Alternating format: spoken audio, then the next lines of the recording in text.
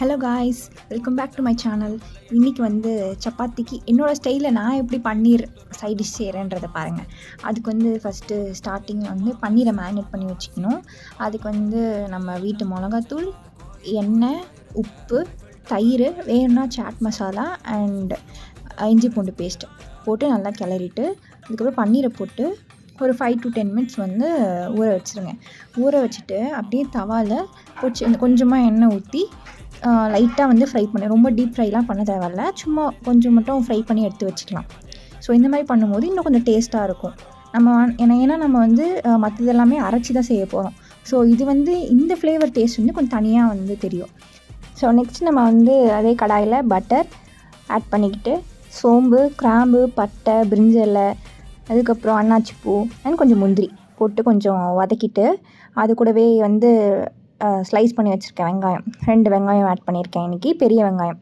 So போட்டு நல்லா வதக்கிட்டு, ரொம்ப வதங்கணும்னு இல்லை, கொஞ்சம் லைட் ப்ரௌன் கலர் வந்ததுக்கப்புறம் தக்காளி ஆட் பண்ணி, அதே எவ்வளோ வெங்காயம் எடுத்துருக்கணும் அதே சேம் அளவு 2 தக்காளி எடுத்திருக்கேன். ஸோ அது போட்டு ரொம்பவும் வதக்காமல் கொஞ்சம் வதக்கிட்டு ஆற வச்சுட்டு அரைச்சி எடுத்துக்கலாம்.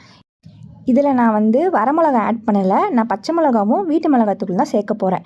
ஸோ வந்து திரும்பவும் கடாயில் வந்து மீதி பட்டர் இருந்துச்சுன்னா அது சேர்த்துட்டு கொஞ்சம் பொடியாக நறுக்கி வச்சா ஒரு வெங்காயத்தை வந்து ஆட் பண்ணிக்கலாம்.